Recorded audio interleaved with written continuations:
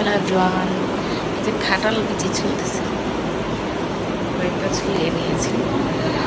খেতে মজা লাগে, কিন্তু এটা কেটে কুটে ধুয়ে করাটা কষ্টের, বেশি কষ্ট লাগে, কিন্তু খেতে আমার অনেক বেশি ভালো লাগে। শুটকি দিয়ে রান্না করলে বড্ড বেশি মজা লাগে। তো কষ্ট হলেও যখন প্রিয় জিনিস, কষ্ট হলেও করে নিচ্ছি। এটা শুধু এটা ছিললে হবে না, এটাও ছিলে নিতে হবে লালটা। তো রান্না বান্না করবো, রান্না করার জন্য এগুলো রেডি করে নিচ্ছি আর কি। এই যে সবগুলো পরিষ্কার করে ফেলেছি, এগুলো একটু একটু ধুইলে লাল চামড়া ওগুলো উঠে যাবে। যে আমি এটাতেই পরিষ্কার করছি। দেখুন, এটা মাটির জিনিস, এটা খুবই কাজে। এটাতে মাছ টাছও পরিষ্কার করি আমি সবসময়।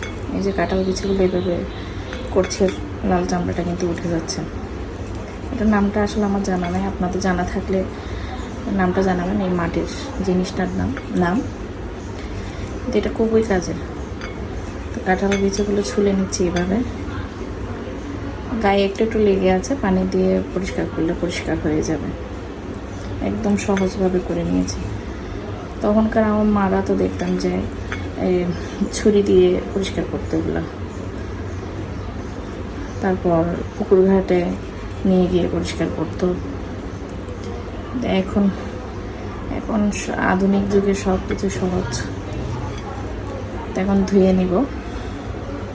এই যে একদম ফ্রেশ করে নিয়েছি, ধুয়ে একটু একটু লেগে আছে, ওটা তেমন একটা সমস্যা না।